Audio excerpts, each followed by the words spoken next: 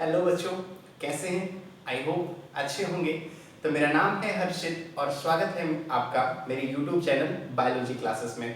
तो आज से मैं आपको आपके 10th के साइंस में जितने भी बायो के चैप्टर हैं वो पढ़ाऊंगा। और बायो के जो चैप्टर हैं वो आपके शायद चैप्टर नंबर 6, 7, 8, 9 और एक चैप्टर है। अभी तो फिलहाल मुझे इतना ही पता है कि यही आपके चैप्टर हैं। तो ये चैप्टर मैं आपके कंप्लीट कराने वाला हूँ। तो शुरू करते हैं। सबसे पहले चैप्टर नंबर 6, ठीक है। और स्टार्ट करने से पहले मैं आपको बता दूं कि अपना दिमाग थोड़ा खोल के रखना, ठीक है, क्योंकि मैं आपको बायो रटाऊंगा नहीं, फील कराऊंगा। चीज़ें जो आपके आसपास हैं, आपके अंदर हैं, कोई चीज़ ऐसी नहीं है जो आपने देखी ना हो, सुनी ना हो। बायो की यही सबसे अच्छी बात है कि हर चीज़ हमारे अंदर है, बस उसी को समझना है, ठीक है। तो चलो स्टार्ट करते हैं chapter number 6, that is life processes. तो अपनी कॉपी और पेन निकाल लें, ठीक है। जब भी मैं आपको कोई चीज़ समझाऊं तो अपना दिमाग ओपन रखें, और जब मैं कोई चीज़ बोर्ड पे नोट करूं तो कॉपी और पेन साथ लेकर के बैठें और नोट करते हुए चलें, ठीक है। तो सबसे पहले बात करते हैं लाइफ प्रोसेस। एक्चुअली में लाइफ प्रोसेस है क्या? लाइफ प्रोसेस का मतलब है कि जो लाइफ में प्रोसेस चल रही है, हमारी जिंदगी में जो प्रोसेस चल रही है, कुछ हमें दिख रही हैं और कुछ नहीं दिख रही। तो चल तो दोनों ही रही हैं, जो नहीं दिख रही हैं वो भी अंदर चल रही हैं और जो दिख रही हैं वो तो चल ही रही हैं। तो उन्हीं प्रोसेसेस की बात करते हैं। तो सबसे पहले एनसीईआरटी में जो आपका इंट्रोडक्शन दिया है कुछ ऊपर से छोटा सा, उसकी बात करते हैं कि एनसीईआरटी कहती है कि सपोज जैसे मैं आपसे पूछूं कि बताओ कैसे पता करोगे कि कोई चीज़ अलाइव है या नहीं है, मतलब कोई चीज़ जिंदा है या नहीं है, तो आप कैसे पता करोगे? तो एनसीईआरटी कहती है कि अगर मान लो डॉग्स आर बार्किंग, कुत्ते अगर भौंक रहे हैं, या काउ च्यूइंग कड, अगर कोई गाय है चारा खा रही है, ठीक है, या कुछ स्टूडेंट हैं जो खेल रहे हैं, दौड़ रहे हैं, तो इन सबको देख करके हम क्या कह देंगे कि ये सब अलाइव हैं। अब कुछ बच्चे होंगे जो कहेंगे कि सर अगर मान लो ये सब खेल नहीं रहे हैं, कुत्ते भौंक नहीं रहे हैं, ठीक है, और ये सब सो रहे हैं, तब क्या होगा? तब भी क्या अलाइव होंगे? हाँ, तो उसके लिए क्या है, एक प्रोसेस है दैट इज रेस्पिरेशन। हम लोग क्या करेंगे, जाएंगे उसके पास और उसके नाक के आगे से उंगली लगाएंगे, लगाना है, उंगली डालने देना उसके नाक में, ठीक है। तो ऐसे नाक पे लगाएंगे तो पता चलेगा कि उसकी सांसें चल रही हैं, ठीक है। तो जब सांसें चल रही होंगी तो हम कह देंगे कि वो अलाइव है। तो that process is called respiration, ठीक है। फिर उसके बाद क्या है, आगे एनसीईआरटी बात करती है मेंटेनेंस प्रोसेस, कि लाइफ में क्या होता है, मेंटेनेंस प्रोसेस होती है। लाइफ प्रोसेस में एक आपकी प्रोसेस है मेंटेनेंस प्रोसेस। मेंटेनेंस प्रोसेस का मतलब होता है, जैसे अब आप लोग स्टूडेंट हैं तो आप लोग क्रिकेट बहुत पसंद करते होंगे, करते हैं, क्रिकेट पसंद करते होंगे, कुछ फुटबॉल पसंद करते होंगे, या जिसका जो अपना इंटरेस्ट है, जो भी स्पोर्ट जो पसंद करता है। तो क्या होता है, कई बार खेलते खेलते कुछ चोट लग जाती है, यहाँ कहीं छिल गया, घुटनों में छिल गया, यहाँ से गिर गए, वहाँ गिर गए, यहाँ खून निकलने लगा। तो क्या होता है कि यहाँ वहाँ सब छिल जाता है, फिर घर आते हैं, वहाँ तो गिरे, चोट लगी लगी, घर पे आए 2-3 घंटा और खा गए, है ना। यहाँ भी पहले गए और वहाँ तो गिर गुरा के चले आए, यहाँ भी डांट खाए, फिर डांट खाए, उसके बाद फिर मल्लम पट्टी हुई, और फिर क्या कहा कि जाओ थोड़ा सा रेस्ट कर लो, कल परसों तक सही हो जाएगा, ठीक है। तो क्या होता है कि जब हम लेटे हुए होते हैं, रेस्ट की कंडीशन में होते हैं, तो बॉडी अपना काम कर रही होती है। क्या काम कर रही होती है? वो मेंटेनेंस का काम कर रही होती है, यानी कि जो हमारे टिश्यूज वगैरह रप्चर हो गए हैं, जहाँ कहीं छिल गया है, वो सब क्या हो रहे होते हैं, रिपेयर हो रहे होते हैं। और उस रिपेयरिंग की प्रोसेस के लिए क्या जिम्मेदार होता है, दैट इज फूड। जो हम खाना खाते हैं सिर्फ पेट भरने के लिए नहीं खाते, इसलिए नहीं कि खाना खाएंगे तो ताकत आ जाएगी।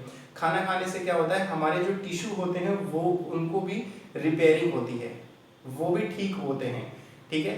तो दूसरी प्रोसेस जो ये खाना खाना होता है मेंटेनेंस के लिए, दैट इज कॉल्ड न्यूट्रिशन। तो पहली प्रोसेस हमने देखी रेस्पिरेशन, दूसरी न्यूट्रिशन। फिर आगे बात करते हैं कि जैसे हमने सांस लिया या खाना खाया, तो सांस हमने कहाँ से ली, नाक से, खाना कहाँ से खाया, मुंह से, लेकिन अब मुंह में तो ही रहेगा ही नहीं, सब जगह पूरी बॉडी में रिपेयर होना है, पूरी बॉडी की नीड है खाने की। सांस ली तो ऑक्सीजन नाक से गई, तो सिर्फ नाक में तो रहनी नहीं, पूरी बॉडी को जरूरत है ऑक्सीजन की। तो क्या होता है कि जो भी चीज एक जगह से स्टार्ट होती है लेकिन पूरी बॉडी में फैल जाती है, तो दैट इज कॉल्ड ट्रांसपोर्टेशन। ठीक है, तो ये आपकी तीसरी प्रोसेस हो गई, दैट इज ट्रांसपोर्टेशन। पूरी बॉडी में खाने का इधर उधर ट्रांसपोर्ट होना, ऑक्सीजन का पूरी बॉडी में ट्रांसपोर्ट होना, दैट इज कॉल्ड ट्रांसपोर्टेशन। फिर इसके बाद आती है कि जो भी हमने खाना खाया, ठीक है, अब पूरा खाना एब्जॉर्ब तो करेगी नहीं बॉडी, कुछ बहुत उसमें बाई प्रोडक्ट होगा, कुछ जिसे हम लोग वेस्ट प्रोडक्ट भी कहते हैं, तो वो वेस्ट प्रोडक्ट बॉडी बाहर भी निकालती है। ठीक है, दैट इज कॉल्ड एक्सक्रीशन। तो आपकी यही 4 प्रोसेस जो एनसीईआरटी में दे रखी हैं, इन्हीं की हमें बात करनी है। तो हमने कौन कौन सी प्रोसेस देखी, तो इनको लिख ले, नोट करते जाएं। जो भी चीज मैं बोर्ड पे नोट करूं उसे कॉपी में नोट जरूर करें। ठीक है, तो हमने एक प्रोसेस देखी न्यूट्रिशन, पहली प्रोसेस न्यूट्रिशन, दूसरी प्रोसेस रेस्पिरेशन, रेस्पिरेशन, तीसरी प्रोसेस हमने देखी ट्रांसपोर्टेशन। कौन सी प्रोसेस, दैट इज ट्रांसपोर्टेशन।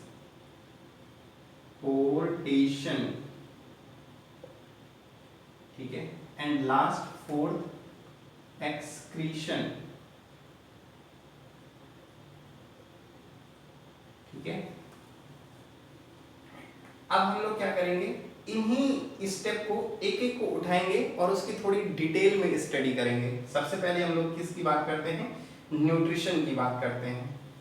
ठीक है, तो न्यूट्रिशन सबसे पहले जान लेते हैं। न्यूट्रिशन को हम लोग क्या कहते हैं, फूड कहते हैं, फूड। ठीक है, जो हम लोग खाना खाते हैं ना वही न्यूट्रिशन होता है। और खाने में क्या खाते हैं बच्चों, कार्बोहाइड्रेट।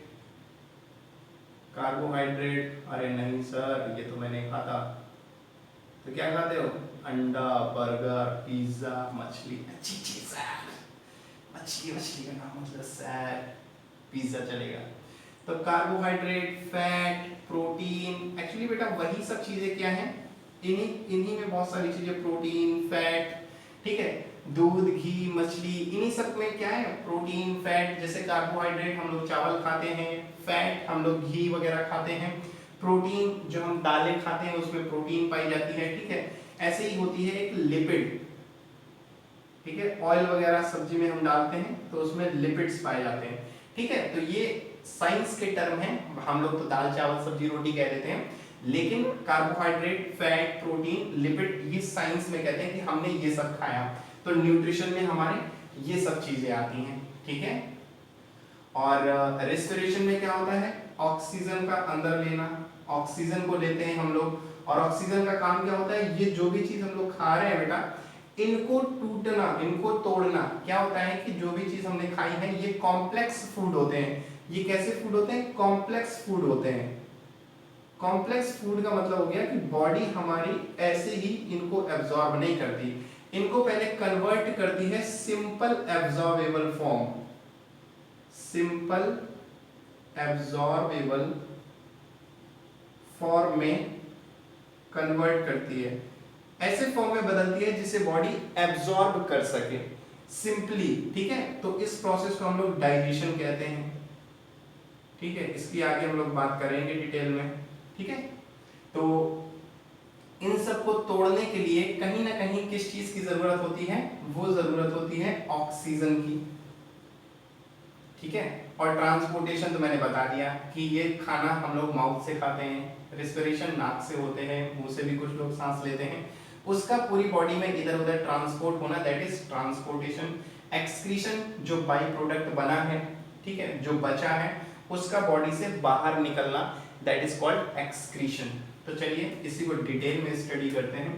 तो रफ कर दो बच्चों, नोट करना है, नोट करना चाहें तो नोट कर लें, स्नैपशॉट लेना चाहें तो स्नैपशॉट ले लें, वरना मैं रफ कर देता हूँ।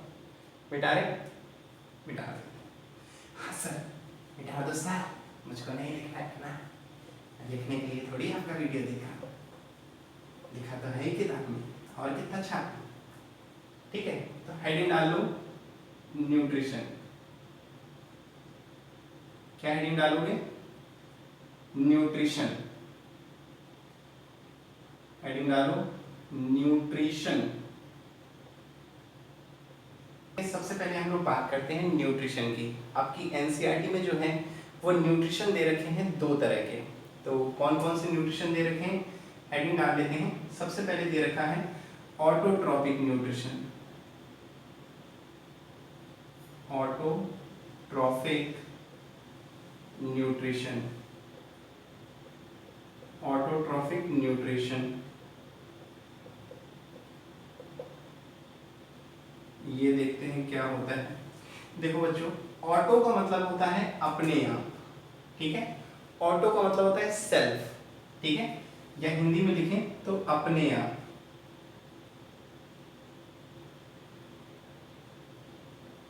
ठीक है। ऑटो मतलब अपने आप। ट्रॉफिक का मतलब होता है भोजन, ठीक है। ऑटोट्रॉफिक न्यूट्रिशन, जो अपना भोजन खुद बनाते हैं उनको हम लोग कहते हैं ऑटोट्रॉफिक, ठीक है। न्यूट्रिशन का मतलब फूड और ऑटोट्रॉफिक का मतलब अपने आप भोजन बनाने वाले, जो अपना खाना स्वयं बनाए, दैट इज कॉल्ड ऑटोट्रॉफ। और इसमें आपके एग्जाम्पल आते हैं प्लांट्स और बैक्टीरिया। ये कुछ बैक्टीरिया होते हैं, कुछ प्लांट्स होते हैं। प्लांट तो मोस्टली ज्यादातर सभी कैसे होते हैं, ऑटोट्रॉफिक होते हैं, और बैक्टीरिया कुछ जो होते हैं वो भी ऑटोट्रॉफिक होते हैं। दूसरे आपके दिए हैं हेट्रोट्रॉपिक, हेट्रोट्रॉफिक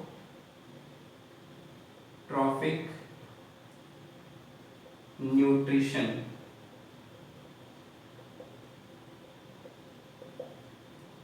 हेट्रो का मतलब होता है दूसरों पर निर्भर रहने वाले, ठीक है। जैसे हम लोग नॉर्मल बात करें, अब जैसे शेर है वो अपना खाना खुद नहीं बनाता। आपने देखा होगा टीवी में, नेशनल ज्योग्राफिक वगैरह में, डिस्कवरी चैनल में क्या होता है, शेर ऐसे दुबक के बैठ जाता है। जैसे कोई हिरन निकलता है या कोई भी जानवर निकलता है जिसे वो मार सके, अब पता चले ऐसे नहीं कि हाथी निकल रहा तो हाथी को दबोचा, नहीं, जिसको वो मार सकता है। आखिर मार वो हाथी को भी सकता है, लेकिन शेर में इतनी ताकत होती है, बट फिर भी वो क्या करता है, इतने विशालकाय जानवरों को वो खा नहीं सकता ना।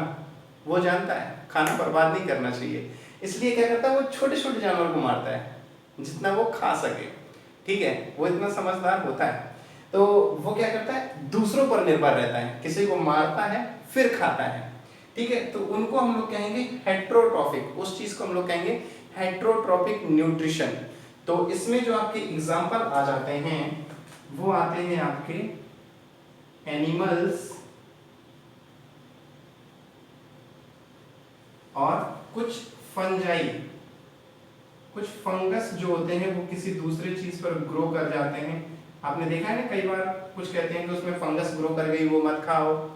तो फंगस क्या करते हैं, उस पर ग्रो हो जाती है और फिर उस चीज को खाने लगती है। तो ऐसे ही फंजाई होते हैं या फंगस इन्हें को बोलते हैं। ये क्या करते हैं, दूसरों पर डिपेंड रहते हैं अपने खाने के लिए, ठीक है। तो इसमें भी हम डिटेल में बात करते हैं। सबसे पहले ऑटोट्रॉपिक, ये समझना था इसलिए समझ लिया। अब हम लोग बात करते हैं ऑटोट्रॉपिक न्यूट्रिशन की। तो एनसीईआरटी के अकॉर्डिंग बात करते हैं कि एनसीईआरटी देखते हैं क्या कहती है, ठीक है। तो एनसीईआरटी में सबसे पहले ऑटोट्रॉपिक में आपको उसने डिटेल में बताया है फोटोसिंथेसिस के बारे में, ठीक है। तो पहले हम लोग हेडिंग डालते हैं और समझते हैं कि फोटोसिंथेसिस क्या होता है। हेडिंग डालिए फोटोसिंथेसिस। फोटोसिंथेसिस, देखो बच्चों, फोटो का मतलब होता है लाइट, फोटो का मतलब होता है लाइट। हाँ सर, तभी मैं फोटो खिंचवाने जाता हूँ, जैसे खिचक से करता है तो मेरे ऊपर लाइट चमकती है, ठीक है। तो फोटो का मतलब होता है, हाँ, इसीलिए हम लोग उसको फोटोग्राफर कहते हैं, क्योंकि वो लाइट डालता है। तो फोटो का मतलब होता है लाइट, सिंथेसिस का मतलब होता है प्रोडक्शन, प्रोडक्शन का मतलब बनाना, प्रोड्यूस करना, प्रोडक्शन। सिंथेसिस का मतलब होता है प्रोडक्शन यानी कि बनाना। तो लाइट की प्रेजेंस में अपने खाने का सिंथेसिस यानी कि फूड का लाइट की प्रेजेंस में बनना, दैट इज कॉल्ड फोटोसिंथेसिस, ठीक है। ये बात समझने की हो गई। अब एनसीईआरटी की लाइन देखते हैं क्या कहते हैं। एनसीईआरटी कहती है कि it is the process by which autotrophs take in substance from the outside and convert them into stored form of energy. Autotrophs क्या करते हैं, वो सूर्य की रोशनी को लेते हैं, सनलाइट को लेते हैं और कुछ सब्सटेंस बनाते हैं, फिर उसको अपनी बॉडी में स्टोर कर लेते हैं। मतलब कि अपना खाना बनाते हैं। जैसे प्लांट्स की अगर बात करें तो प्लांट क्या करते हैं, सनलाइट से अपना फूड बनाते हैं और उसको स्टोर कर लेते हैं, और that energy stored is called starch. और वो एनर्जी जो स्टोर होती है उसे हम लोग स्टार्च कहते हैं। ठीक है, एक और डिफिनेशन आपकी एनसीईआरटी कह रही है, उसको भी देख लेते हैं।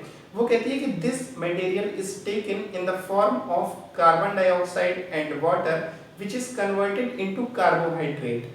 वो एक आपने रिएक्शन पढ़ी हो या नहीं पढ़ी तो अभी आगे देखते हैं। वो कहती है कि कार्बन डाइऑक्साइड और पानी को मिला करके उन दोनों का किसी ऐसे कार्बोहाइड्रेट यानी किसी ऐसे फूड में कन्वर्ट हो जाना जो हम खा सकें।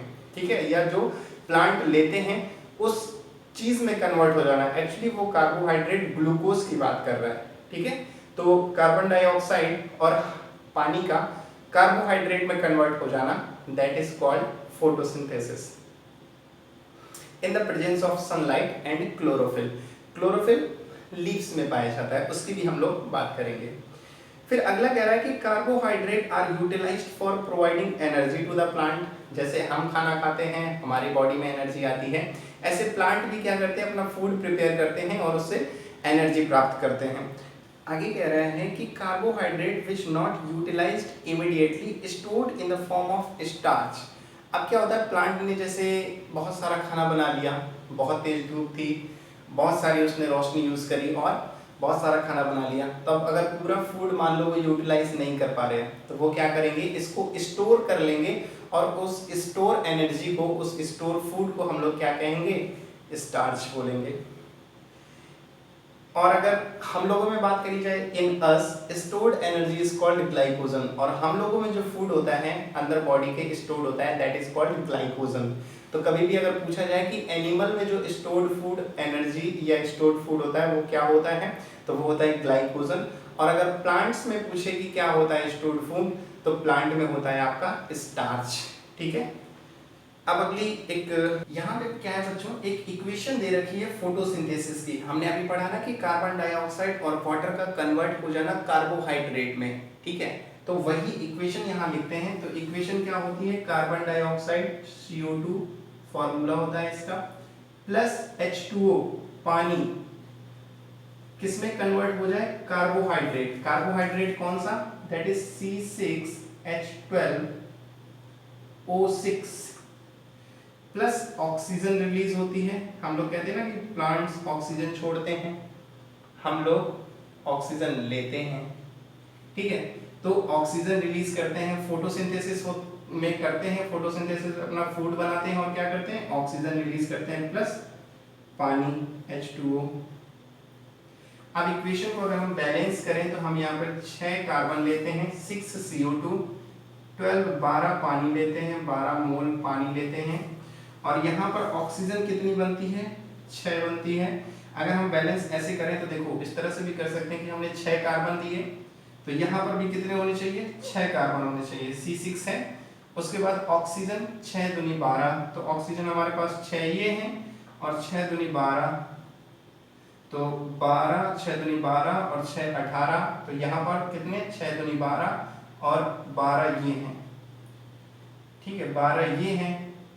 तो ऑक्सीजन कैसे हो गए, ऑक्सीजन कितने हो गए, देखो 6 दूनी 12 यानी 12 ये हो गए और 12 ओ ये हो गए, तो 24 हो गए यहाँ पर ऑक्सीजन। यहाँ पर कितने हैं, यहाँ पर 6 हैं और 6 दूनी 12, तो 12 6 18, यानी कि अभी 6 और जरूरत पड़ेगी तो 6 यहाँ पर लिख देंगे। ठीक है, तो ये आपकी इक्वेशन बैलेंस हो गई। और हमने क्या पढ़ा था कि ये सनलाइट की प्रेजेंस में होती है और क्लोरोफिल के साथ होती है, तो वो भी हम यहाँ लिख देते हैं कि क्लोरोफिल के साथ होगी ये, क्लोरोफिल भी लिख देते हैं रिएक्शन में। ठीक है, in the presence of sunlight. और बच्चों सनलाइट को कई बार क्या होता है कि सनलाइट ना लिख के वहां HNU लिख देता है, तो उसका भी मतलब क्या होता है, सनलाइट का इंडिकेशन होता है। तो ये रिएक्शन को जल्दी से नोट करना चाहें तो नोट कर लें, हम आगे बढ़ते हैं। ठीक है। आगे आपके एनसीईआरटी कुछ प्रोसेस की बात बता रही है, वही प्रोसेस को लाइन बाय लाइन उसने डिफाइन किया हुआ है कि कौन कौन सी प्रोसेस होती हैं फोटोसिंथेसिस में, तो उसको भी देख लेते हैं। सबसे पहले प्रोसेस ऑफ फोटोसिंथेसिस की अगर बात करें तो उसमें कौन कौन सी पहली प्रोसेस होती है, absorption of light energy by chlorophyll. Chlorophyll क्या करती है, क्लोरोफिल एक्चुअली में लीफ का एक पार्ट होता है, पत्ती में एक जगह होती है दैट इज कॉल्ड क्लोरोफिल, ठीक है। वो क्या करती है, लाइट को एब्जॉर्ब करती है, तो absorption of sunlight by chlorophyll. Second चीज क्या होती है, conversion of light energy to chemical energy, यानी कि लाइट एनर्जी जो लाइट ली उसको केमिकल एनर्जी, यानी कि पौधे अपना कुछ काम करने के लिए उसको कन्वर्ट करते हैं। And splitting of water molecule into hydrogen and oxygen. अब ये वाटर मॉलिक्यूल को तोड़ करके क्या बनाते हैं, ऑक्सीजन बनाते हैं और वाटर मॉलिक्यूल बनाते हैं, ठीक है। तो ये आपकी दूसरी प्रोसेस हो गई फोटोसिंथेसिस की। तीसरी क्या है, reduction of carbon dioxide to carbohydrate. तीसरी प्रोसेस क्या है, ये कार्बन डाइऑक्साइड लिया था और उससे हमने क्या बनाया, कार्बोहाइड्रेट। तो इसको यहां पर लिख लो कार्बोहाइड्रेट, कार्बोहाइड्रेट। और इस कार्बोहाइड्रेट को क्या कहते हैं, क्या नाम होता है इसका, दैट इज ग्लूकोज। सर वही वाला ग्लूकोज जो हम सुबह सुबह उठ के खाते हैं, एक होता है ना व्हाइट कलर का पाउडर, ऐसे भर भर के, और कुछ लोग चाटते भी हैं कुछ लोग फाड़ते भी हैं, तो वो ग्लूकोज नहीं है बेटा, एक्चुअली होता वही है, वो भी एनर्जी देता है, ये भी एनर्जी देता है, वो आर्टिफिशियली बनाया गया हुआ होता है, और ये क्या है, पौधे अपने आप में बनाते हैं एनर्जी के रूप में, और वो ग्लूकोज भी खाने से क्या होता है, एनर्जी आती है, ठीक है। आगे बात करते हैं। फिर आगे एनसीईआरटी कहती है कि ये तो चलो हमने जो नॉर्मल प्लांट थे उनकी बात हो गई कि वो सनलाइट से सनलाइट को लेते हैं, फिर अपनी एनर्जी को बनाते हैं, अपने फूड को बनाते हैं, ठीक है। लेकिन क्या होगा डेजर्ट प्लांट में, वहां पे मान लो रेगिस्तान में बहुत गर्मी है, वहां पे क्या होगा, यहाँ तो वाटर मॉलिक्यूल है, वहां रेगिस्तान में तो पानी होता ही नहीं, जमीन में भी इतना नहीं होता कि रूट से वाटर आ सके। वहां क्या होता है, तो वहां बेटा उल्टा काम होता है। वहां क्या होता है कि जब दिन में तो बहुत ज्यादा गर्मी होती है, उस समय पे क्या होता है, स्टोमेटा क्लोज रहते हैं। अब स्टोमेटा क्या है आगे बात करते हैं। दिन में क्या है, स्टोमेटा क्लोज रहते हैं, रात में ओपन होते हैं। तो वहां ये प्रोसेस जो होती है उल्टी होती है। उल्टी क्या कह रही है, उल्टी प्रोसेस मतलब क्या कहती है, कहते हैं कि take CO2 at night and prepare an intermediate which is acted upon by the energy absorbed by the chlorophyll during the day, ठीक है। तो यहाँ पर प्रोसेस क्या होता है कि उल्टा होता है, मतलब रात में ये प्रोसेस होती है, यहाँ दिन में ये सनलाइट में हो रही है, वहां पर क्या कर रहे हैं, वो रात में इस प्रोसेस को करते हैं। आगे अपने बात करते हैं, आगे एनसीईआरटी में क्या दे रखा है। हाँ, आगे वही स्टोमेटा दे रखा है जो आपका कंफ्यूजन है, तो इसे मैं रफ कर दूं, स्नैपशॉट लेना है तो ले लीजिए, नोट करना है तो नोट कर लीजिए, ठीक है। सर मैं तो स्नैपशॉट ही ले रहा हूँ, कौन लिखेगा सर, हाथ तरता है। छोटा बच्चा जान के मुझको ना समझाना रे, डिबी डिबी डाल डाल, है ना। चलो हेडिंग डालो स्टोमेटा। हम लोग बात करते हैं स्टोमेटा की। एक्चुअली स्टोमेटा क्या होते हैं पहले देख लेते हैं। एनसीईआरटी आपकी क्या कहती है। एनसीईआरटी कहती है कि tiny pores present on the surface of leaves through these pore for the purpose of photosynthesis. हाँ, तो क्या होता है, जैसे आपकी लीफ है, मान लो ये कोई पत्ती है,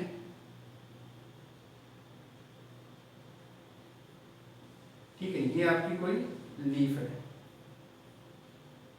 ऐसी होती है, हाँ सर ऐसी होती है।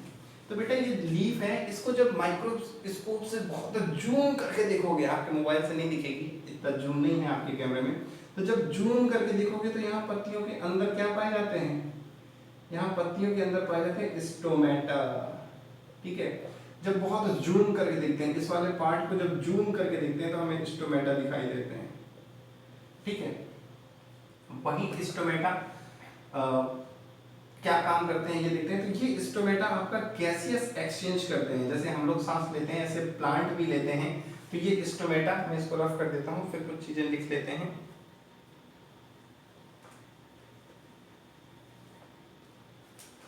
तो ये स्टोमेटा क्या करते हैं, हेल्प इन फोटोसिंथेसिस, ये स्टोमेटा हेल्प करते हैं इन फोटोसिंथेसिस,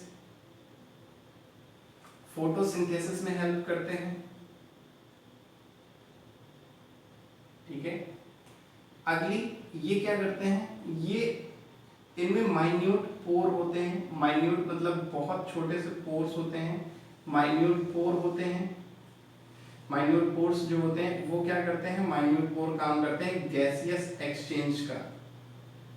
गैसियस एक्सचेंज मतलब इन्वायरमेंट से, हम लोग कहते हैं ना कि हम लोग ऑक्सीजन लेते हैं, CO2 छोड़ते हैं, लेकिन प्लांट्स उल्टा है, प्लांट्स CO2 लेते हैं और ऑक्सीजन छोड़ते हैं। तो ये जो माइन्यूट पोर होते हैं इन्हीं का काम होता है गैसियस एक्सचेंज का, गैसेस का एक्सचेंज करना, ठीक है। और एक चीज लिखिए कि exchange of gases occur across the surface of stem, root and leaves. सिर्फ यही स्टोमेटा नहीं बल्कि आपकी स्टेम, आपके रूट, आपकी लीफ, ये सब चीजें क्या करती हैं, गैसियस एक्सचेंज करती हैं। नेक्स्ट बात करते हैं गार्ड शेल की। अब ये क्या टर्म है भाई, गार्ड सेल। सर गार्ड तो चौकीदार को कहते हैं, हाँ बेटा। तो ये गार्ड सेल भी कुछ ऐसी चौकीदारी का काम करती हैं, और चौकीदारी का काम क्या करती हैं कि ये देखे रहती हैं कि ये जो स्टोमेटा है ये कब खुल रहे हैं और कब बंद हो रहे हैं। ये गार्ड सेल का काम होता है। ये क्या होता है, अभी हम फिगर की बात करेंगे तब मैं आपको बताऊंगा कि गार्ड सेल क्या है। अभी सिर्फ इतना जान लो कि इनका काम होता है opening and closing of stomata, opening and closing of stomata. Stomata के ओपनिंग और क्लोजिंग, ये कब खुलेंगे कब बंद होंगे, इनके ओपनिंग और क्लोजिंग में ये हेल्प करती हैं, इसीलिए इनका नाम है गार्ड सेल, यानी चौकीदारी का काम करती हैं ये सेल्स, ठीक है।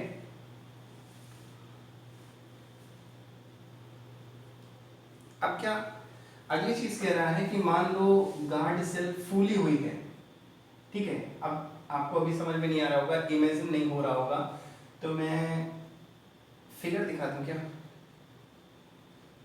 चलो पहले लिख लेते हैं, अभी थोड़ी देर में फिगर देखेंगे। देखो गार्ड सेल अगर ओपन है, सपोज मान लो कि गार्ड सेल ओपन, ठीक है। गार्ड सेल कैसे हैं, ओपन है, ठीक है। गार्ड सेल ओपन है तो हम लोग क्या कहेंगे, water inside it, water inside, पानी अंदर भर गया है, गार्ड सेल ओपन है, पानी अंदर भरेगा, सेल कैसी हो जाएगी, सेल स्वेल, फूल जाएगी, स्वेल्स अप, ठीक है। सेल क्या करेगी, स्वेल हो जाएगी। दूसरा अगर कहें कि गार्ड सेल क्लोज है, गार्ड सेल क्या कर रहे हैं, क्लोज हैं, अब क्या होगा, वाटर बाहर निकल गया होगा, वाटर आउटसाइड, पानी पूरा बाहर निकल गया, और सेल से जब पानी बाहर निकल गया तो सेल कैसी हो जाएगी, श्रिंक कर जाएगी, सिकुड़ जाएगी, श्रिंक कर जाएगी, ठीक है।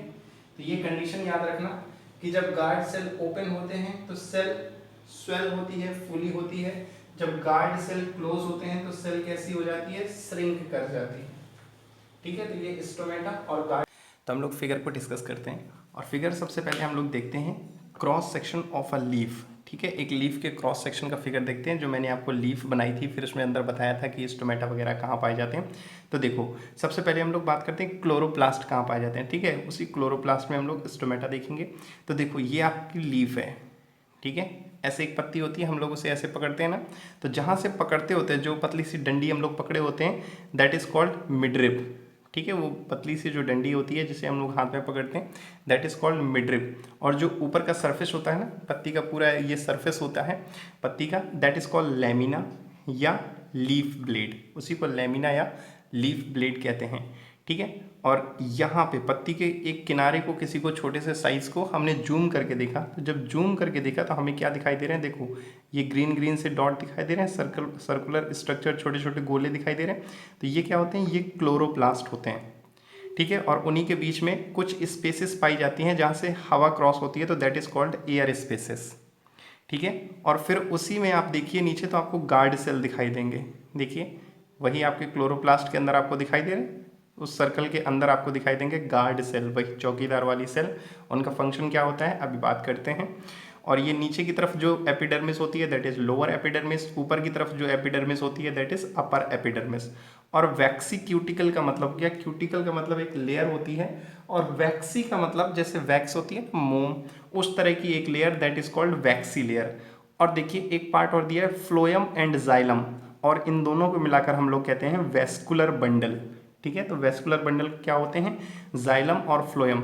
ये जो मिडरिप वाली पार्ट हमने जो पकड़ी है ना, उसी में जो डंडी हमने पकड़ी है, अगर उसे हम तोड़ दें, वहां तक तोड़ दें जहां से पत्ती स्टार्ट है, क्या होता है थोड़ी सी डंडी निकली रहती है जो हम हाथ में पकड़े रहते हैं, अगर उतनी तोड़ दें, ठीक है, तो वहां पे आपको अगर जूम करके दिखोगे माइक्रोस्कोप से, तो वहां आपको दिखाई देंगे जाइलम और फ्लोएम।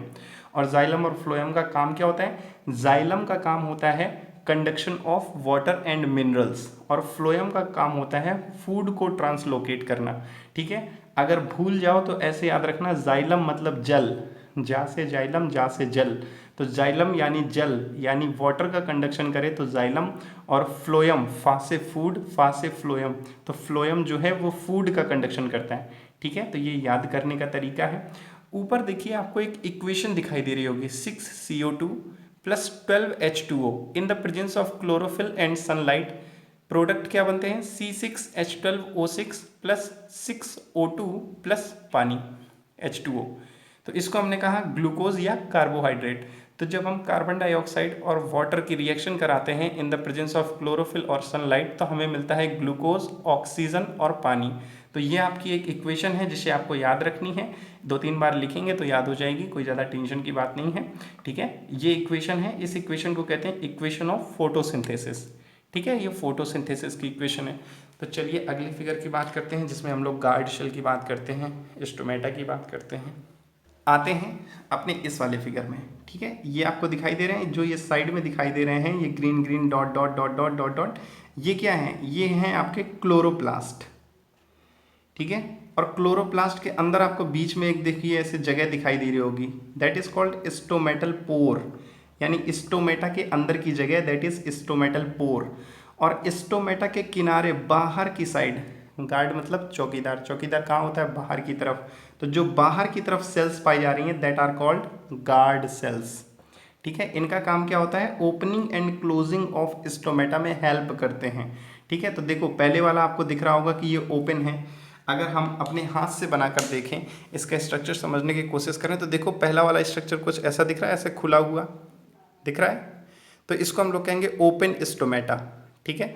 और ये ओपन कब होंगे, जब वाटर अंदर जाएगा तो ये जो स्टोमेटा है ये ऐसे स्वेल कर जाएंगे, ठीक है, तो हम लोग कहेंगे स्टोमेटा ओपन। लेकिन दूसरी कंडीशन में क्या है, ऐसे गार्ड सेल बंद हैं, देखो फिगर में दिख रहा है, गार्ड सेल कैसे हैं, ऐसे बंद हैं। और बंद कब होंगे, जब वाटर बाहर निकल जाएगा और सेल श्रिंक कर जाएगी, सिकुड़ जाएगी, तो ये वाले स्टोमेटा क्या हो जाएंगे, क्लोज हो जाएंगे, तो इसे कहेंगे क्लोज्ड स्टोमेटल पोर। ये स्टोमेटा का पोर बंद हो गया, और ये ओपन स्टोमेटल पोर, ये ओपन है, यहाँ पर खुला है स्टोमेटा का पोर, ठीक है। तो ये जो फिगर थे हमें समझना था, तो आई होप कि अब आपको समझ में आ गया है। तो चलो आगे बढ़ते हैं, सेल के बारे में पढ़ा। अगली हम लोग देखते हैं, यहाँ पर आपका क्या होता है, यहाँ पर आपका ऑटोट्रॉपिक न्यूट्रिशन, अभी तक हम लोग न्यूट्रिशन में ऑटोट्रॉपिक की बात कर रहे थे, अब यहाँ पर आपका ऑटोट्रॉपिक खत्म होता है, आगे बात करते हैं हेट्रोट्रॉपिक न्यूट्रिशन की।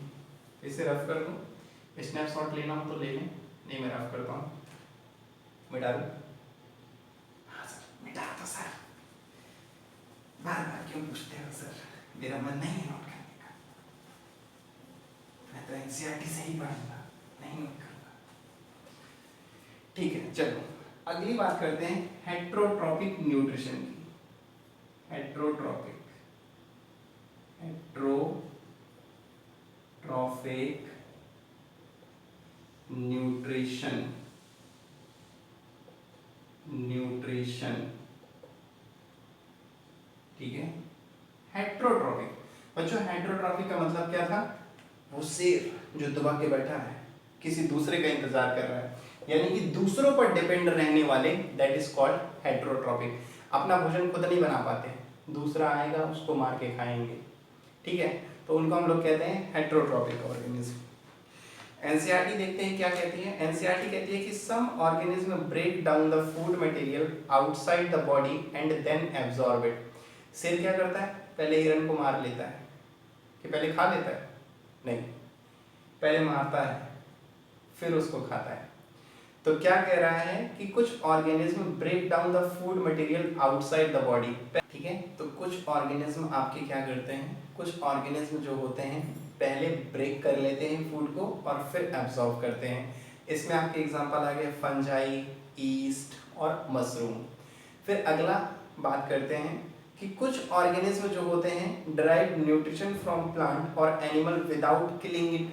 कुछ इतने भी होते हैं कि भाई हम मारेंगे नहीं, ऐसा ही खाएंगे, मतलब थोड़ा थोड़ा अपना न्यूट्रिशन लेते रहेंगे। और इसमें कौन कौन से होते हैं? सर बालों में जो चूहे लग जाते हैं ना, वो भी यही करते हैं, धीरे धीरे धीरे धीरे हमारे खोपड़ी को खाते रहते हैं। तो ये ऑर्गेनिज्म है, मजाक नहीं है, एग्जाम्पल है, ठीक है। ये जो जूम वगैरह होते हैं ना, ठीक है, ये एग्जाम्पल है आपका हेट्रोट्रॉपिक न्यूट्रिशन।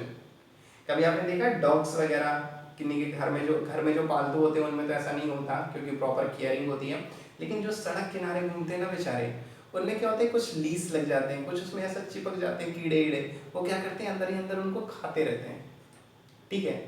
तो लीस, इसके एग्जाम्पल जो आते हैं वो आपके एग्जाम्पल आते हैं टिक्स, लीस, लीचेस, टेपवर्म और कस्क्यूटा। एक प्लांट भी होता है जिसे अमरवेल कहते हैं, कस्क्यूटा इंग्लिश में कहते हैं, साइंस में कस्क्यूटा कहते हैं। तो वो भी क्या होता है, वो भी पैरासाइट होता है, वो भी क्या करता है दूसरे प्लांट के ऊपर ऐसे ऐसे घूम के चढ़ जाता है और फिर उनको खाता रहता है, मतलब उसको मारता नहीं है। हमारे जो बालों में जुए हैं वो हमें मारेंगे नहीं, लेकिन हमें अंदर अंदर अंदर अंदर खाते रहेंगे, ठीक है। तो ऐसे ऑर्गेनिज्म क्या करते हैं, मारते नहीं हैं लेकिन थोड़ा बहुत नुकसान पहुंचाते हैं और अपना न्यूट्रिशन लेते रहते हैं।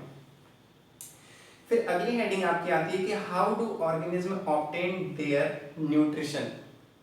ऑर्गेनिज्म कैसे अपना न्यूट्रिशन लेते हैं। तो इन सिंगल सेल ऑर्गेनिज्म, अब बात करते हैं, ये तो हेट्रोट्रॉपिक न्यूट्रिशन हो गया।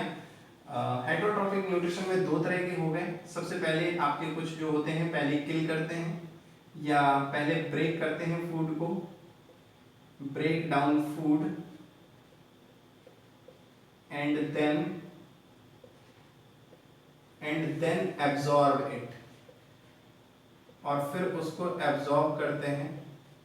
इसका एग्जाम्पल आप लोग लिख सकते हैं ईस्ट, इसका एग्जाम्पल आप लोग लिख सकते हैं fungi, like bread mould,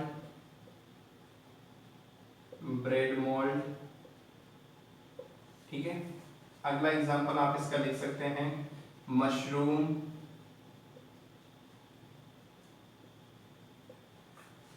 fungi हो गया, मशरूम हो गया, और नेक्स्ट एग्जाम्पल है ईस्ट,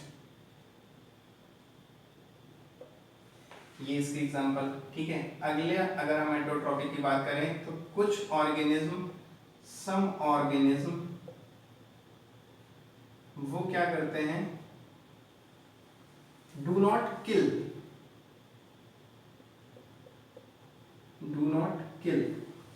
बट टेक न्यूट्रिशन। मारते नहीं हैं लेकिन न्यूट्रिशन लेते रहते हैं। इसमें आपके एग्जाम्पल जो आते हैं वो आपके आते हैं टिक्स, लीचेस, ठीक है, ये एग्जाम्पल। एक प्लांट भी होता है दैट इज कस्क्यूटा, जिसे हम लोग अमरबेल के नाम से भी जानते हैं। अमरबेल कुछ लोगों के घर में लगा होगा, वो भी एक पैरासिटिक प्लांट होता है, ठीक है। तो ये आपके एग्जाम्पल हो गए हेटेरोट्रॉपिक न्यूट्रिशन। ये क्या करते हैं, अपने भोजन के लिए दूसरों पर निर्भर रहते हैं। अब इसके आगे चलते हैं, इसे रफ करते हैं, स्नैपशॉट ले लें, मिटा रहे हैं डायरेक्ट। चलो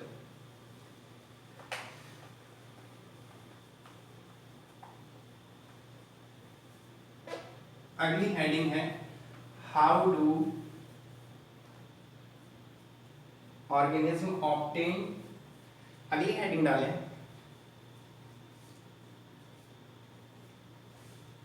अगली हेडिंग डालें how do organism absorb their nutrition. How do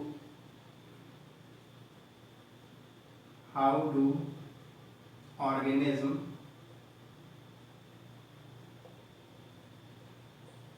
obtain their nutrition। Organism अपना न्यूट्रिशन कैसे लेते हैं, ठीक है।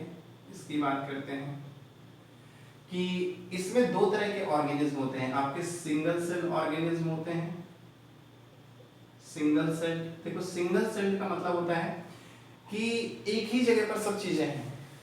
जैसे अपन मल्टी सेलुलर होते हैं और अपने से कंपेयर करें तो हमारे इसमें देखो खाने के लिए अलग है, निकालने के लिए अलग है, सांस लेने के लिए अलग है, ठीक है, डाइजेस्ट करने के लिए स्टमक है, स्मॉल इंटेस्टाइन है, बहुत सारी चीजें हैं अलग अलग। लेकिन सिंगल सेल में ऐसा कुछ नहीं होता है, वहीं से खाएंगे, वहीं से निकालेंगे, वहीं पे पचाएंगे, सब चीज एक ही जगह होता है, ठीक है। तो सिंगल सेल ऑर्गेनिज्म आते हैं और मल्टी सेलुलर ऑर्गेनिज्म आते हैं, तो इन्हीं की बात करेंगे हम लोग। तो सबसे पहले हम लोग बात करते हैं सिंगल सेल ऑर्गेनिज्म की। तो एनसीईआरटी कहती है कि in single cell organism the food may be taken in by entire surface. मतलब जो फूड है वो पूरी सरफेस लेती है, सिर्फ एक चीज नहीं, पूरी सरफेस। जैसे हम बात करें अमीबा की, एक एग्जांपल ले लेते हैं अमीबा। अमीबा कैसा होता है, कुछ ऐसे ऊटपटांग सा शेप होता है इसका।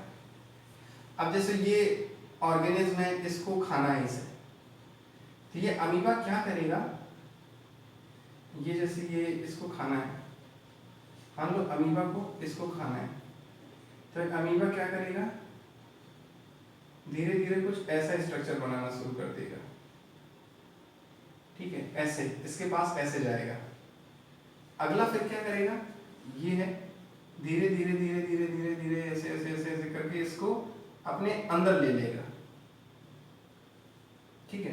यानी एक स्टेप अगर हम पीछे देखें, यहाँ से एक स्टेप मैंने आगे बढ़ा दी, अगर यहाँ से देखें तो ये क्या करेगा, ये ऑर्गेनिज्म धीरे धीरे धीरे धीरे धीरे धीरे इसको और अपने अंदर ले लिया इसने, ठीक है, पूरा ऐसे करके ये अंदर ले लेगा।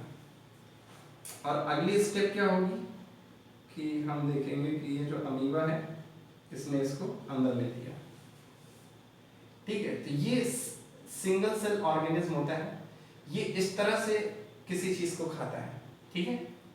पहले पास में जाता है, फिर अपना आकार ऐसा बनाता है कि उसको चारों तरफ से घेरने की कोशिश करता है, फिर चारों तरफ से घेर लेता है और फिर क्या करता है, ये आपस में अटैच हो जाते हैं और ये अंदर चला जाता है, तो ये कुछ ऐसा स्ट्रक्चर हो जाता है फाइनली।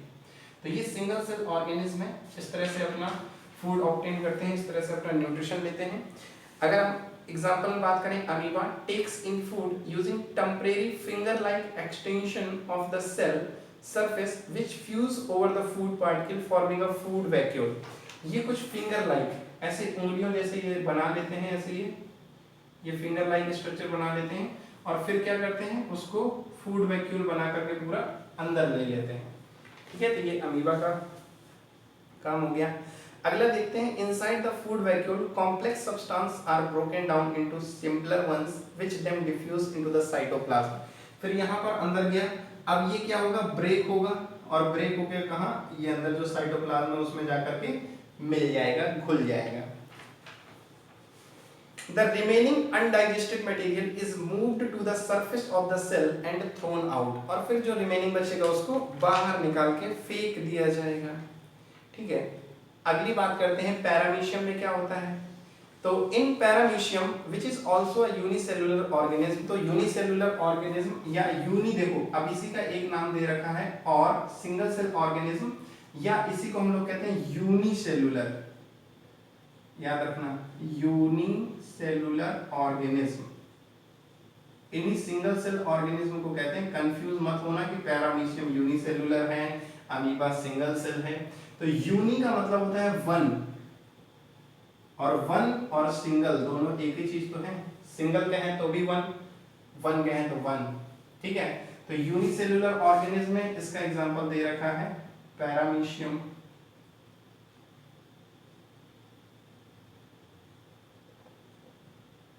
पैरामीशियम इसका एग्जांपल हो गया। Which is also a unicellular organism. The cell has a definite shape and food is taken in at a specific spot. इसमें एक प्रॉपर जगह होती है, स्पॉट होता है जहाँ पर फूड लिया जाता है। Food is moved to this spot by the movement of cilia which cover the entire surface of the cell. अब देखो cilia क्या होते हैं? cilia होते हैं कुछ ऐसी चीज जो किसी भी चीज को आगे की तरफ ढकेलें, जैसे पैरामीशियम होता है, पैरामीशियम कुछ ऐसे चप्पल की तरह होता है, ठीक है, कुछ इस तरह का पैरामीशियम होता है, और ऐसे किनारे किनारे इसके ये निकले रहते हैं, दैट इज कॉल्ड सीलिया, ठीक है। तो ये क्या करते हैं, ये फूड को अंदर ले लेते हैं, ये जो सीलिया होते हैं ये ऐसे ऐसे ढकेलती हैं, इनका काम होता है किसी चीज को आगे ले जाना। तो यही सीलिया क्या करती हैं, इस फूड को अंदर ले लेती हैं, और जहां पर फूड स्पॉट है वहीं पर इसको रख लिया जाता है और डाइजेस्ट कर लिया जाता है। तो ये हो गई आपकी सिंगल सेल ऑर्गेनिज्म की बातें। अब आते हैं nutrition in human being. Lecture बहुत लंबा हो रहा है क्या, बोर तो नहीं हो रहे सर? बोर हैं सर, कितना पढ़ाओगे सर? अरे यार इंटरेस्ट आ रहा है क्या? मजा नहीं आ रहा है? इंटरेस्ट आ रहा है यार, कैसे तुमने बात कर दी यार, अभी रुको यार, हर लेक्चर में तुम्हें इतना मजा आएगा ना कि बस तुम यही पढ़ोगे। कई बार होता है ऐसा, कई बार क्या होता है कि हमें एक सब्जेक्ट में इतना मजा आने लगता है कि हमें बाकी में मजा ही नहीं आता, ठीक है। अभी धीरे धीरे जब आप मेरी क्लासेस लोगे ना, आज पहली क्लास से थोड़ा बोर लग रहा होगा, लेकिन धीरे धीरे जब आप मेरी क्लास लोगे ना तब आपको आदत सी पड़ जाएगी, और फिर ऐसा होगा कि आप फिजिक्स केमिस्ट्री को छोड़ के बायो पढ़ो, क्योंकि ऐसा ऐसा फील कराऊंगा ना मैं आपको कि आपको लगेगा यार क्या चीज़ इसमें याद करने वाली थी, क्या चीज़ इसमें रटने वाली थी, कुछ तो नहीं था, सब चीज़ें इमेजिन करना था, सोचना था। अच्छा हाँ, हमने ये देखा है हेटरोट्रॉपिक ऑर्गेनिज्म क्या होते हैं, ये भी हमने देखा है। ऑटोट्रॉपिक, अच्छा प्लांट ऐसे खाना बनाते हैं। हेटरोट्रॉपिक का मतलब शेर दूसरे पे शिकार करके खाता है तो हेटरोट्रॉपिक होता है।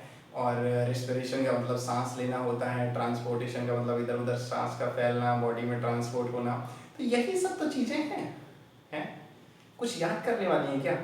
सब यही तो चीज़ें हैं, अपनी आसान भाषा में समझना है। एनसीईआरटी में ऐसा लिख दिया है एकदम खिचड़ी के तरीके, तो एनसीईआरटी को थोड़ी पढ़ना है जो चीज़ मैंने बताया उसे देखना भी है, कहाँ लिखा है, अंडरलाइन भी करना है, लेकिन वैसे नहीं पढ़ना कि एनसीईआरटी को पकड़ के ही उसी से समझ रहे हैं, नहीं समझ में आ रही तो बंद कर दिया, नहीं। अब आपका काम क्या है, पहले ये सुनो।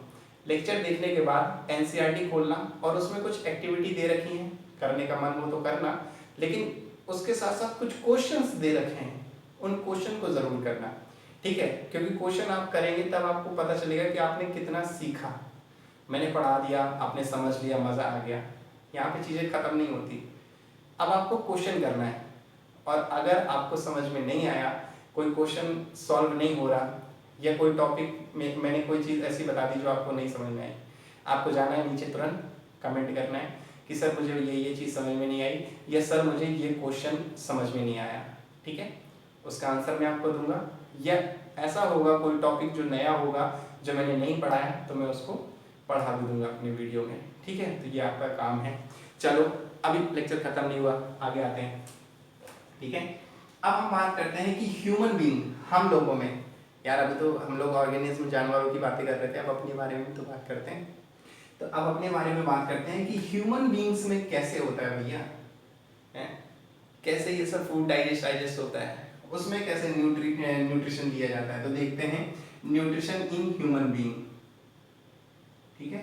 तो न्यूट्रिशन इन ह्यूमन बींग्स।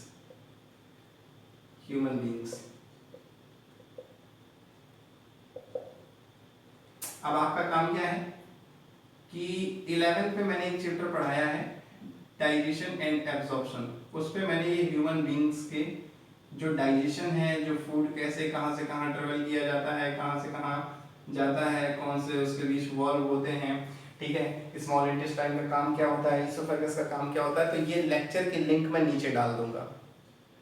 और इसका जो फिगर है ना पूरा अपना ह्यूमन डाइजेस्टिव सिस्टम का, ये फिगर भी मैंने डिटेल में समझाया है, तो इसकी भी लिंक मैं नीचे डाल दूंगा।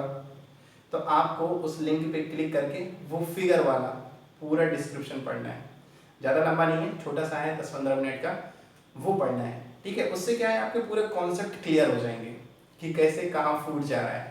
जैसे अभी मैं समझाने के लिए बात कर दूँ ऊपर से, तो जैसे हमने फूड खाया, खाना हम कहाँ से खाते हैं, इसमें चलो यार समझते हैं अब अपने बारे में क्या लिखें, अपने बारे में तो समझते ही है ना। तो जैसे ह्यूमन बींग्स में क्या होता है कि हम लोग फूड खाते हैं, फूड खाया तो सबसे पहले कहाँ गया, माउथ में। तो माउथ नहीं कहते, इसे कहते हैं ओरल कैविटी, ठीक है। और ओरल कैविटी में दो चीजें आती हैं, पहले आपके टीथ, ये जो दांत होते हैं, इनका भी काम होता है, क्या काम होता है, खाने को चबाना, ठीक है। और दूसरा जो होता है ओरल कैविटी में, वो होती है आपकी टंग। सर टंग तो बोलने के काम आती नहीं, बोलने के काम नहीं आती, ये हमारे खाना खाने को भी हेल्प करती है। कई बार इधर उधर दांत में फंस जाता है, तब किसका यूज करते हैं, उंगली डाल के निकालते हो क्या, नहीं ना, ऐसे ऐसे इधर उधर जीभ करते रहते हो, है ना। तो डाइजेशन में किसका काम आ गया, टंग का। तो टंग भी हमारे फूड में हेल्प करती है। फिर मुंह में खाना खाया, धीरे धीरे उतर के कहाँ गया, नीचे गया, और नीचे गले में कहाँ गया, सबसे पहले ईसोफेगस, ईसोफेगस से फिर कहाँ, ग्लॉटिस। अब देखो यहाँ पर एक रीजन होता है ग्लॉटिस, एपिग्लॉटिस, और वहीं पर एक रीजन होता है दैट इज एपिग्लॉटिस। देखो हमारी जो जिसके अंदर फूड ट्रेवल करता है ना, जैसे मुंह से ऐसे करके ऐसे ये हम खाते हैं और खाना ऐसे ये नीचे जाता है पेट में, ठीक है। तो ये जिसके थ्रू अंदर फूड ट्रेवल कर रहा है, ये फूड है, और जिसके अंदर ये ट्रेवल कर रहा है ना, इसको हम लोग कहते हैं एलिमेंट्री कैनाल। क्या कहते हैं, एलिमेंट्री कैनाल। और ये हमारी माउथ से एनस तक फैली हुई होती है, माउथ टू एनस, ठीक है। इसी के अंदर पूरा फूड ट्रेवल करता है। अब होता क्या है, गौर से देखना, फूड माउथ से अंदर गया, अंदर गया, अंदर गया, अंदर गया, अरे लाइन हटाते हैं, देखो फिर ऐसे धीरे धीरे ट्रेवल करता है, यहाँ फूड आया, यहाँ फूड आया, यहाँ फूड आया, यहाँ फूड आया, यहाँ फूड आया, और गले से जैसे नीचे उतरता है ना, तो गले में फिर दो जगह डिवीजन होता है। दो जगह डिवीजन कैसे होता है, यहाँ पर डिवीजन हो जाता है इसका, ठीक है, और यहाँ डिवाइड होके ऊपर से ऐसे कैप होता है, ठीक है। एक रीजन होता है फेरिंग्स वाला region, that region is called pharynx, pharynx. और फेरिंग्स क्या होता है, ये कॉमन पैसेज होता है,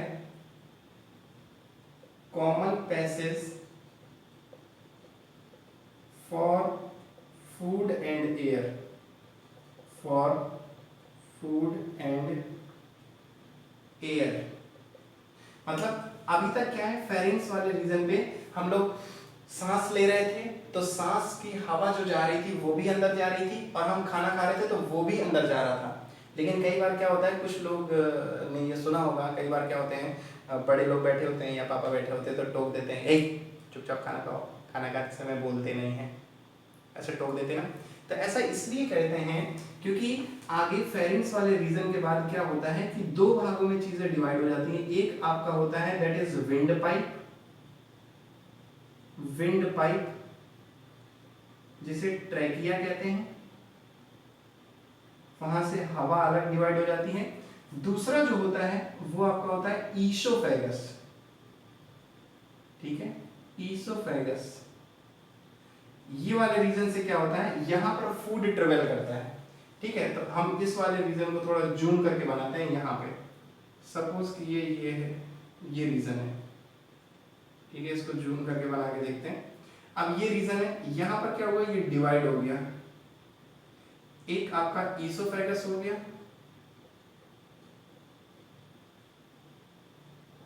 दूसरा आपका क्या हो गया, ये ट्रैकिया वाला रीजन हो गया जिसे विंड पाइप बोला। ठीक है, अब यहां पर क्या होता है, ये एक रीजन होता है ऐसे, यहां से फूड आया, अब फूड ये हवा वाले रीजन पे ना जाए इसके लिए ऊपर से ऐसा एक ढक्कन तरह का लगा होता है। ये वैसे ढक्कन तो ऊपर होता है, लेकिन जैसे ही खाना आता है ये ढक्कन नीचे जाता है और खाना क्या होता है, ऐसे इस ढक्कन के ऊपर से ऐसे ऐसे ऐसे फिसलता हुआ यहाँ इस वाले रीजन पे आ जाता है। ठीक है, ईसोफेगस वाले रीजन, और फिर यहाँ से कहाँ जाता है, स्टमक में जाता है। तो ये जो ढक्कन जैसा बना है ना, ये जो खाने को फूड पाइप में नहीं जाने देता, सॉरी विंड पाइप में नहीं जाने देता, इसको कहते हैं दैट इज एपिग्लॉटिस। एपिग्लॉटिस, ठीक है, इसीलिए कहते हैं कि जब हम खाना खा रहे हो तो बोलना नहीं चाहिए।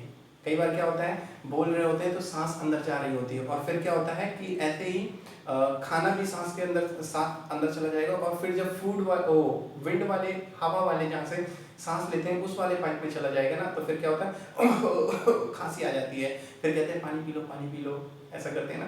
तो ये इसीलिए होता है क्योंकि खाना गलती से कहाँ चला जाता है, जहाँ से सांस जानी चाहिए वहाँ घुस जाता है, फिर बाद में इतनी खांसी आती है कि वो खाना बाहर आ जाता है, सांस वाले रीजन पे नहीं जाता, और फिर जहाँ से जाना चाहिए वहीं से जाता है। तो फिर हमने बात करी ईसोफेगस से फिर खाना आगे कहाँ बढ़ा, फिर आगे गया पेट में। ठीक है, ईसोफेगस से गया स्टमक में। ठीक है, स्टमक में गया, स्टमक से फिर जा रहा है आगे, कहाँ जाएगा, स्मॉल इंटेस्टाइन में। स्मॉल इंटेस्टाइन क्या होती है, हमारी सबसे बड़ी इंटेस्टाइन होती है। सबसे बड़ी इंटेस्टाइन इसलिए होती है क्योंकि यहाँ पर फूड के डाइजेशन के लिए प्रॉपर डाइजेशन होता है। चाहे हम जो भी खाएं, चाहे हम दाल चावल सब्जी रोटी मछली अंडा बर्गर जो भी खाएं, सब चीज़ों का डाइजेशन जो हो जाता है वो स्मॉल इंटेस्टाइन में होता है, इसलिए ये सबसे बड़ी इंटेस्टाइन है। ठीक है, और फिर वहाँ से फर्दर खाना कहाँ जाता है, फिर जाता है लार्ज इंटेस्टाइन, और लार्ज इंटेस्टाइन से फिर आपका बाहर एनएस के थ्रू बाहर निकल जाता है। That condition is called excretion. तो 4 चीजें हमें पढ़नी थी आज, न्यूट्रिशन, रिस्पिरेशन, ट्रांसपोर्टेशन और लास्ट एक्सक्रीशन। तो ये वाली लास्ट हमारी एक्सक्रीशन थी। अभी रुको यार, इतनी जल्दी क्यों बंद करने लगते हो, रुको। अब क्या है कि जैसे अरे सोचो मजा आएगा। अब जैसे सर खाना खाते हैं, खाना ऐसे नीचे को जाता है, लेकिन जैसे मेरा छोटा भाई है सर, मैं उसको ऐसे पकड़ के उल्टा कर देता हूँ, उसकी टांगें पकड़ के उल्टा कर देता हूँ, तो उसका खाना सर वापस क्यों नहीं जाता, फिर से मुंह से क्यों नहीं निकलता? सोचा है ऐसा कभी है? सर वो छोटा भाई मुंह बंद किए रहता होगा। ऐसा नहीं है। क्या होता है कि खाना जैसे जैसे आगे बढ़ता है ना, तो ईसोफेगस से स्टमक में गया। ठीक है, जैसे मान लो ये ईसोफेगस है, फिर यहाँ से ये स्टमक वाले रीजन पे चला जाता है। ये स्टमक का आपका शेप हो गया, ये स्टमक वाला रीजन हो गया। ठीक है, यहाँ से स्टमक में चला जाता है। तो यहाँ पर क्या होता है कि यहाँ पर एक वॉल्व होता है, वॉल्व होता है। ठीक है, स्फिंक्टर होता है, वॉल्व होता है, वॉल्व कह लो या स्फिंक्टर कह लो। ठीक है, फिर ऐसे ही स्टमक से जब नीचे जाता है स्मॉल इंटेस्टाइन में, तो वहां भी एक स्फिंक्टर होता है। ठीक है, ये सब डिटेल हम लोग 11th में बात करेंगे। अभी सिर्फ छोटे छोटी चीजें याद रखो कि स्फिंक्टर होता है, और फिर ऐसे ही स्मॉल इंटेस्टाइन से लार्ज इंटेस्टाइन में जाता है, तो वहां भी स्फिंक्टर होता है। और इन स्फिंक्टर का काम क्या होता है? इन स्फिंक्टर का काम होता है कि भैया जैसे स्कूल में होता है ना कि एक बार अंदर घुस गए, अब दोबारा सिर्फ तभी निकलो जब छुट्टी होगी। चौकीदार बाहर खड़ा रहता है ना, है वो जाने तो देता नहीं कि अब अंदर घुस गए, जब मन में तब बाहर टहला है, ऐसा नहीं है। तो ऐसे ही स्फिंक्टर क्या करते हैं, खाने को अंदर तो आने देते हैं, लेकिन उस खाने को वापस नहीं जाने देते। ठीक है, तो वो चौकीदारी का काम जो स्कूल में आपका कर रहा है, वो बॉडी में क्या करते हैं, स्फिंक्टर करते हैं। ठीक है, तो ये चीज आपको समझानी थी। तो आज आपका एक जो न्यूट्रिशन वाला पार्ट है वो पूरी तरह खत्म हो गया है। आगे धीरे धीरे हम रेस्पिरेशन की बात करेंगे। अभी तो सिर्फ न्यूट्रिशन 4 टर्म है, अभी तो ये छोटा छोटा डिस्क्राइब किया है, अभी इसको डिटेल में बात करेंगे। आज तो सिर्फ एक ही की डिटेल में बात करिए, न्यूट्रिशन की। अभी रेस्पिरेशन की बात करेंगे, सांस के बारे में भी पूरा कहाँ पढ़ा है, सिर्फ इतना ही तो पढ़ा है, ऑक्सीजन कर लेना, कैसे कैसे आगे जाती है, कहाँ कहाँ ट्रेवल करती है, कैसे कैसे CO2 बाहर निकलती है, ये सब भी तो पढ़ना है हमें, है। ऐसे सांस लिया छोड़ दिया बस खत्म हो गया। अरे बहुत सारी प्रोसेस भैया, जैसे ये फूड अंदर अंदर से आ रहा है, स्टमक में गया, स्मॉल इंटेस्टाइन में गया, बहुत सारी चीज़ें कहीं एब्जॉर्ब होती हैं, कहीं कुछ और एब्जॉर्ब होता है, सब चीज़ें तो होती हैं। तो ऐसे ही क्या है कि ऐसे ही हम लोग रेस्पिरेशन में बात करेंगे, जैसे इंटरेस्टिंग से इससे पढ़ा है ना, ऐसे ही हम लोग पढ़ेंगे रेस्पिरेशन को, ठीक है। तो आई होप कि आपको ये लेक्चर समझ में आया है। अगर अच्छा लगा है तो प्लीज़ इसे शेयर करें, और जो मैंने काम दिया है वो ज़रूर करें, ठीक है। और कोई चीज़ नीचे समझ में नहीं आई है तो उसे कमेंट करें। Thank you. पढ़ते रहें, एंजॉय करते रहें।